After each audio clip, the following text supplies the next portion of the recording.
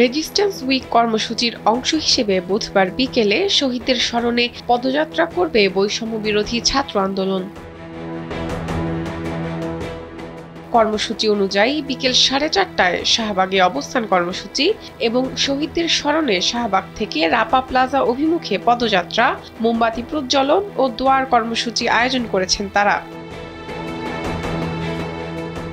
সারা দেশে যেসব স্থানে জাতীয় বীরেরা বৈষম্য বিরোধী আন্দোলনে শহীদ হয়েছেন সেসব পয়েন্ট অভিমুখে পালিত হবে রোড মার্চ কর্মসূচি।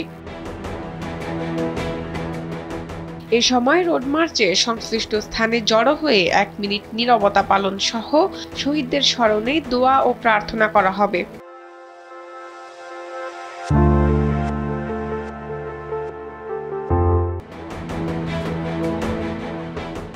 মঙ্গলবার সমন্বয়ক হাসনাত আব্দুল্লাহ সামাজিক যোগাযোগ মাধ্যম ফেসবুকে একটি পোস্টের মাধ্যমে সপ্তাহব্যাপী রেজিস্ট্যান্স উইক শুরু হওয়ার কথা জানিয়েছিলেন।